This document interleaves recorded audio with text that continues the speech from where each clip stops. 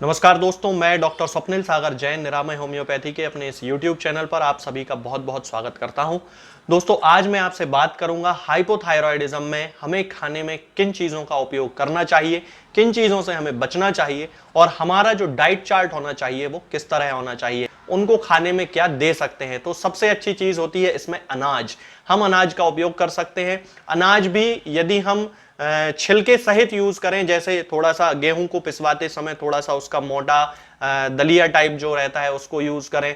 एकदम पतला, ज्यादा पतला वाला जो है आटा ना हुआ करे तो बहुत अच्छा है। इसके साथ ही हम उसमें अलसी मिलवा सकते हैं, अलसी के साथ उसको हम पिसवा सकते हैं। उसमें हम थोड़ा सा 2-3 प्रकार के जो अनाज आते हैं, जैसे ज्वार है, बाजरा है, इन सब चीजों को हम उसमें मिलाकर उसको पिसवा सकते हैं और उसकी रोटी बनाकर हम खा सकते हैं।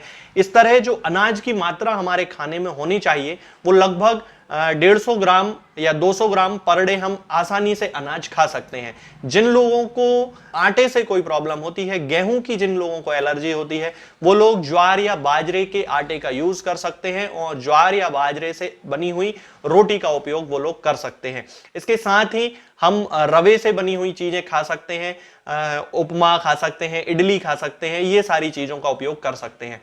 इसके बाद बारी आती है दालों की।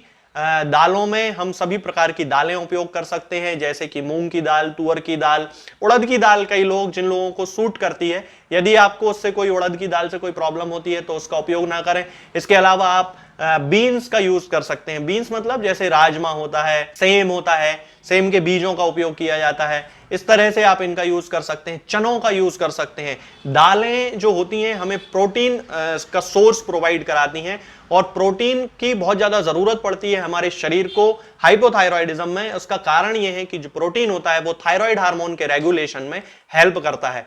इसके बाद हम बात करेंगे कि हम दूध ले सकते हैं। दूध जो होता है वो कैल्शियम का बहुत अच्छा सोर्स होता है और इसके अलावा दूध से बने हुए जो प्रोडक्ट होते हैं वो कैल्शियम के बहुत अच्छे सोर्स होते हैं, प्रोटीन के भी सोर्स होते हैं। तो ये हम इन सब चीजों का यूज कर सकते हैं। हाँ, सोया मिल्क का यूज ना करें, क्योंकि सोया मिल्क जो होता है वो हाइपोथायराइड के पेशेंट्स के लिए थोड़ा सा हार्मफुल होता है। दूध भी हम मतलब 300 ml तक दूध हम पर डे ले सकते हैं, यदि हमको दूध से कोई प्रॉब्लम नहीं है। मेरा कहने का मतलब यह है कि बहुत सारे ऐसे पेशेंट्स होते हैं जिनको कि दूध से नुकसान होता है, उनको डायरिया होने लगता है, चाहे वो गर्म दूध पिए चाहे वो ठंडा दूध पिए। कई लोगों को गर्म दूध पीने से गैस बनती है और रिगर्जिटेशन होता है, खट्टी डकारें आती हैं, तो उन लोगों को दूध अवॉइड करना चाहिए। और यदि वो दूध से बने प्रोडक्ट्स यूज करना चाहें तो दूध से बने प्रोडक्ट वो यूज कर सकते हैं बड़ी आसानी से। इसके बाद हम बात करते हैं नट्स के बारे में। नट्स इन द सेंस जैसे कि मूंगफली हुई, और इसके साथ साथ ही हमारे जो ड्राई फ्रूट्स होते हैं वो भी हम यूज कर सकते हैं। ड्राई फ्रूट्स में ओमेगा 3 फैटी एसिड्स बहुत अच्छी मात्रा में होते हैं, तो हम उनका यूज कर सकते हैं हाइपोथायराइड में। लेकिन इनका यूज करते समय हमें एक बात का ये ध्यान रखना चाहिए कि चूंकि इनमें फैट बहुत ज्यादा मात्रा में होती है, यानी कि जो ड्राई फ्रूट्स होते हैं उनमें फैट बहुत ज्यादा होती है, तो ड्राई फ्रूट बहुत ज्यादा मात्रा में यूज ना करें।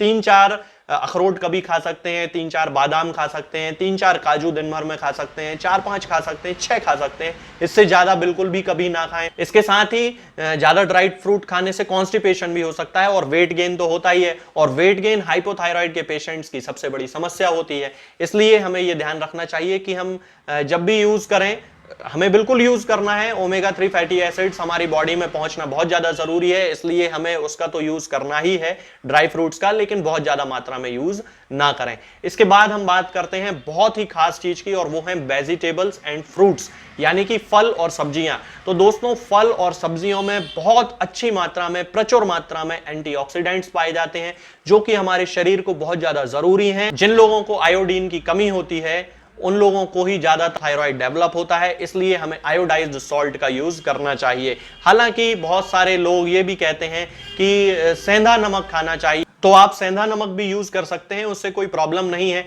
इसके बाद हम बात करेंगे कि हमें खाने में किन किन चीजों को अवॉइड करना चाहिए। तो तो सबसे पहले, जैसा कि मैंने अभी आपको थोड़ी देर पहले भी बताया है कि हमें क्रूसीफेरस वेजिटेबल्स का यूज नहीं करना चाहिए, यानी कि पत्ता गोभी, फूल गोभी, इस तरह की जो सब्जियां होती हैं, ब्रोकोली हुआ, ब्रसेल्स स्प्राउट्स हुए, इन सब चीजों का यूज नहीं करना चाहिए, क्योंकि इनमें पाए जाने वाले कुछ पदार्थ ऐसे होते हैं जो कि हाइपोथायरॉयडिज्म को बढ़ाते हैं, इसलिए हमें इनका अवॉइड करना चाहिए। दूसरा, बहुत सारे लोगों को ग्लूटेन से एलर्जी होती है, तो ग्लूटेन जिन पदार्थों में पाया जाता है हमें उनको पूरी तरह अवॉइड करना चाहिए। और इसका एक और कारण भी है कि ग्लूटेन वाले जो पदार्थ होते हैं उनसे बहुत सारे लोगों को एक ऑटो इम्यून डिसीज हो जाती है, जिसे सीलियाक डिसीज भी कहते हैं।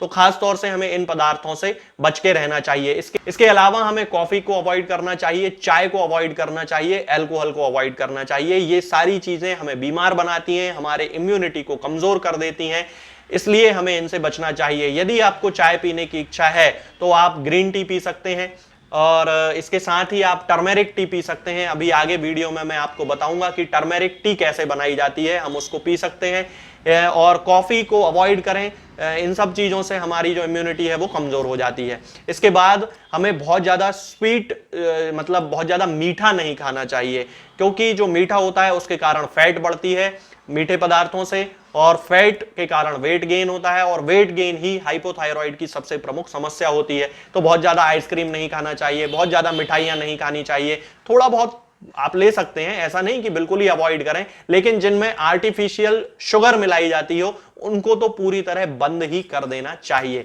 तो इन सारी चीजों से हमें बच के रहना चाहिए। अब मैं आपको बताता हूं डाइट प्लान के बारे में कि हम किस तरह की डाइट को यूज कर सकते हैं, हमारा डाइट चार्ट कैसा होना चाहिए।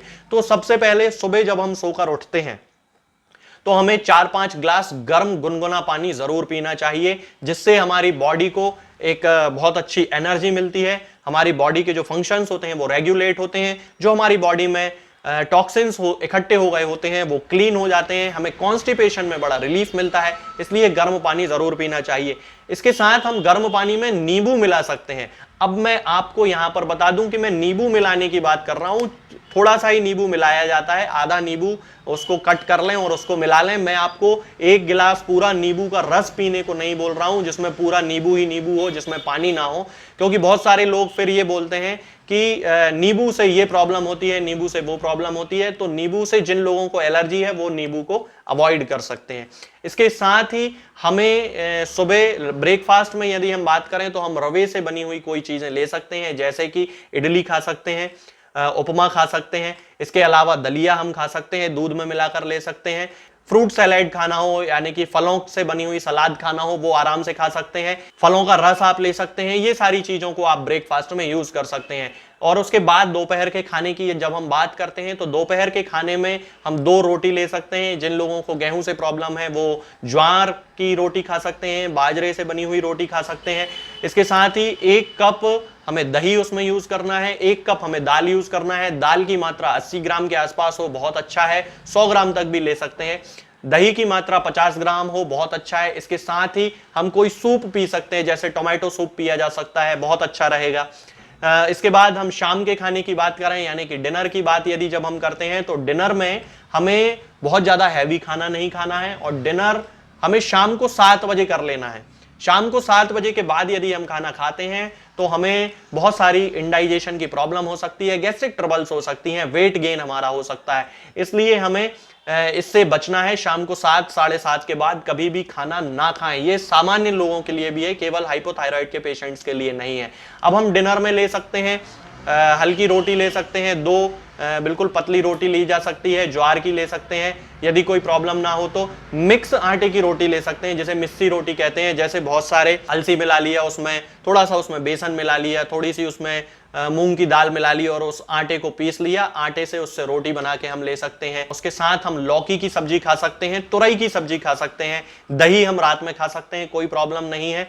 ये एक नॉर्मल डाइट चार्ट है। इसके बाद रात में हम सोते समय टर्मेरिक टी का उपयोग जरूर करें। टर्मेरिक टी क्या होती है मैं ये आपको बता देता हूं कि हमें क्या करना है। कि टर्मेरिक टी बनाने के लिए हमें 1 गिलास पानी लेना चाहिए। उस 1 गिलास पानी में 1 बड़ा चम्मच हल्दी हम लें, हल्दी पाउडर उसमें डालें, उसके बाद 1/4 चम्मच हम उसमें काली मिर्च डालें और उसके बाद 1/4 चम्मच हम उसमें वर्जिन कोकोनट ऑयल मिला लें। उसको अच्छे से हम उबाल लें, उबाल के ठंडा करके उसको छान लें और उसको पिएं। रात को सोते समय यदि हम इसका उपयोग करते हैं तो हमें ये थायराइड हार्मोन को रेगुलेट करने में बहुत हेल्प करती है। हल्दी बहुत अच्छी चीज होती है, इसमें एंटीऑक्सीडेंट्स होते हैं, एंटी कैंसरस एक्टिविटीज पाई जाती हैं, इसलिए हम इस टर्मेरिक टी का उपयोग सामान्य व्यक्तियों में भी कर सकते हैं और हाइपोथायराइड के पेशेंट में तो हमें करना ही है। तो दोस्तों आज के वीडियो में बस इतना ही। आप इस डाइट चार्ट को फॉलो करें, जिन चीजों को मैंने खाने में बताया है आप उनका यूज करें, जिन चीजों को अवॉइड करने के लिए बताया है उनको अवॉइड करें।